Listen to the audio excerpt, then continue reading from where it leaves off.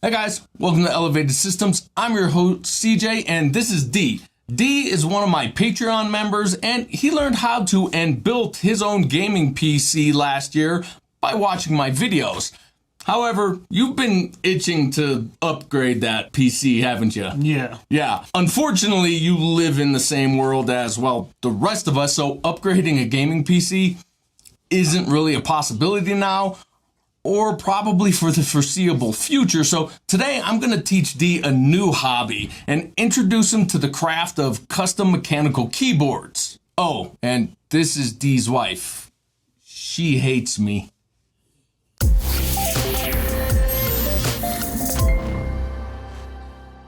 Alright, so this is going to be a crash course in mechanical keyboards, and it's for the most part going to be a learn by doing, and what we'll be doing is building this KBD67 Lite Release 3 from KBD fans. Let's start with unpacking this box and taking a look at the stuff we got to assemble this keyboard. Sounds good. The KBD67 Lite R3 DIY kit comes inside a custom carry case and includes everything needed to assemble the keyboard minus switches and keycaps.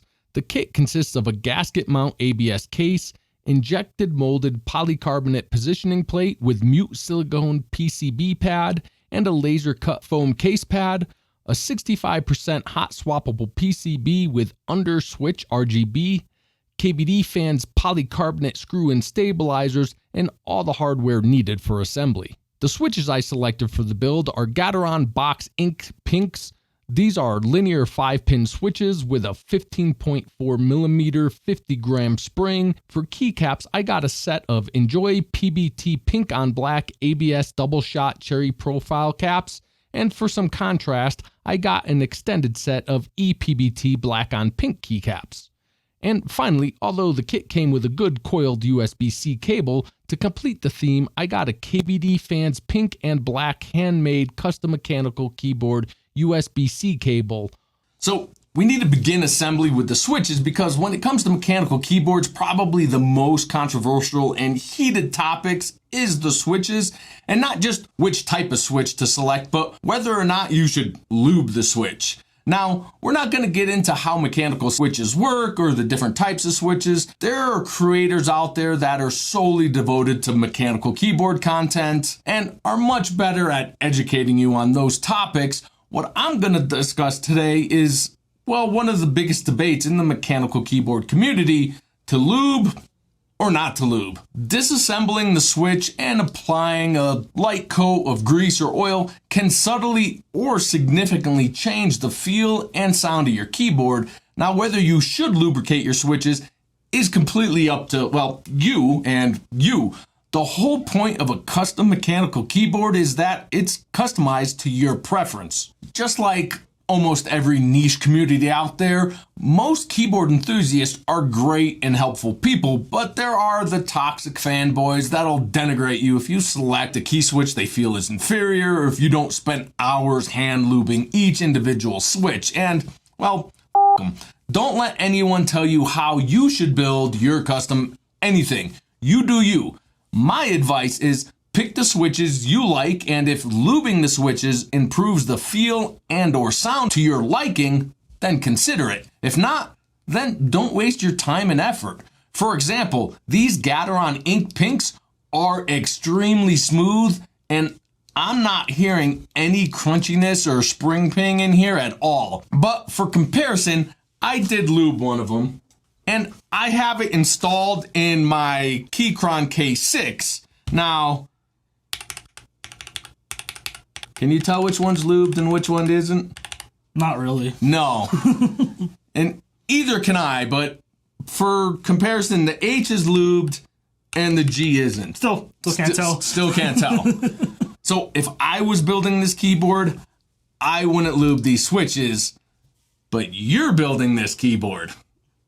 So to get the full experience, you need to lube and film them. I mean, it's already a hot swap PCB, so it can't make it that easy. But I'm not totally evil, and I already lubed and filmed 60 of these, so you just have 10 to do.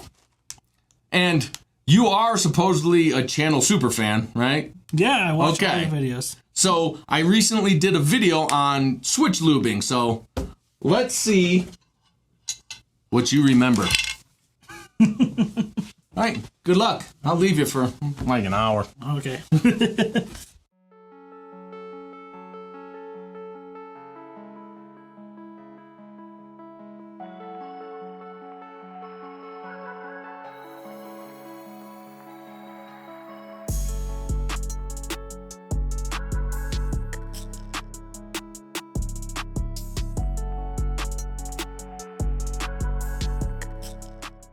Okay, we got all the switches lubed and filmed.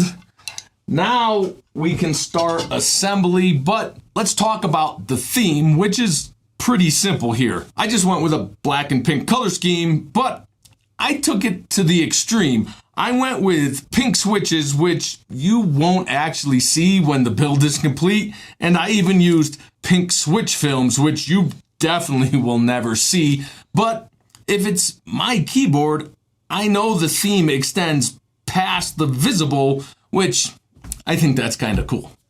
So, assembly, and this is a gasket mount keyboard, which means the PCB will be directly mounted to the positioning plate, and these silicone gaskets will be sandwiched between the top and bottom plate of the keyboard case. The PCB is hot swappable, which means the switches just plug into the PCB without needing to be soldered in, so can be easily removed and swapped with different switches if you want to change things up. To start assembling the keyboard, we need to start with the stabilizers, and this kit comes with screw-in type stabilizers, so let's check these out.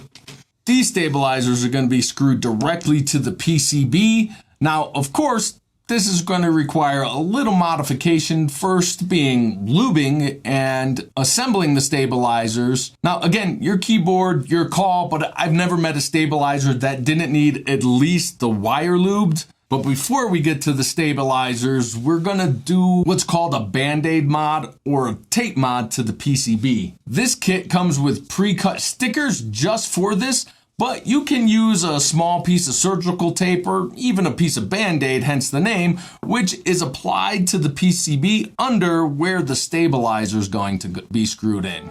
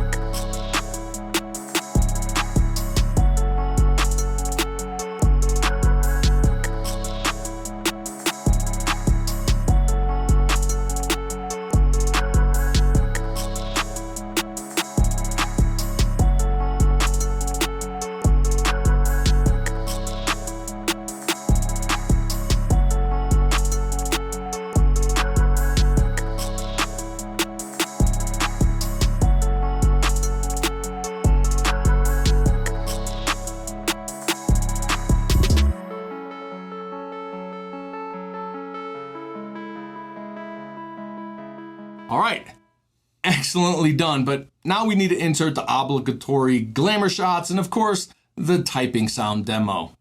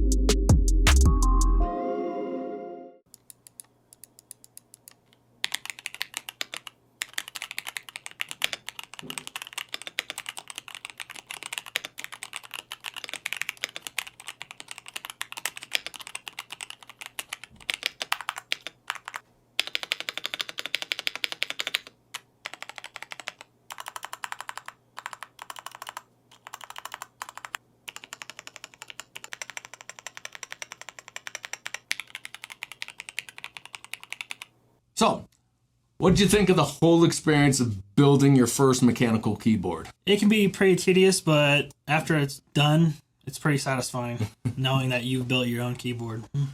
It's nice, and how does it feel and sound to you? Feels really nice. Way better than the keyboard I have at home. Excellent. So, now that you built it, and to be completely honest, I don't have an immediate need for another mechanical keyboard. What should I do with it? I know. I should probably give it to someone that can put it to good use, right? Yeah, you probably should. Yeah. So I guess that's what we'll do. And who better to get this KBD67 Lite R3 than one of you guys, the viewers. So to find out exactly how you can win this keyboard, click the link to my Patreon page for contest instructions. Now, don't worry, you don't have to be a Patreon member to win this. The instructions are in an open post. However, while you're there, you may consider supporting the channel, which allows me to continue to bring independent sponsor-free content. Also, all future channel giveaways will be exclusive to Patreon members, like D. Patreon members will also have access to the long-form uncut version of this video where you can see me take through the entire process of building this keyboard, which took us about, what, like an hour and a half or so? Hour, 2 hours. Something like that. There. So, again, click the link below for contest info.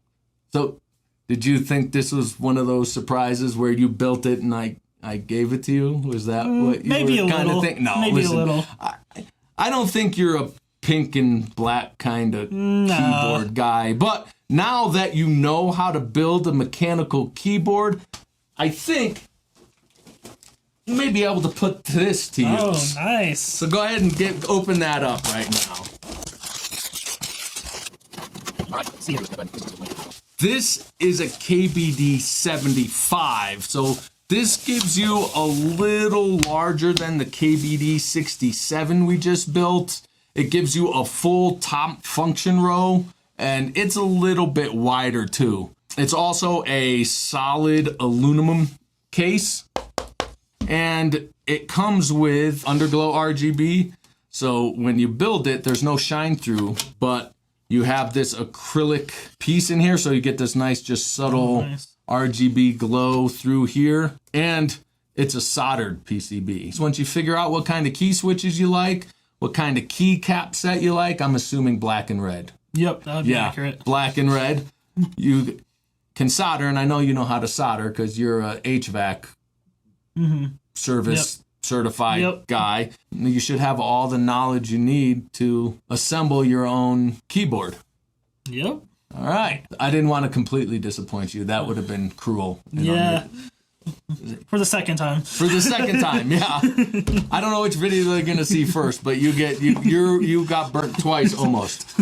So I included links to KBD fans and a whole bunch of other mechanical keyboard vendors that I use and I trust. They're in the description below, so everybody can find what they may need. While you're down there, be sure to hit that like button and maybe consider subscribing for future content. If you have any questions, be sure to ask in the comments. I hope to see you in the next one. Until then, stay safe.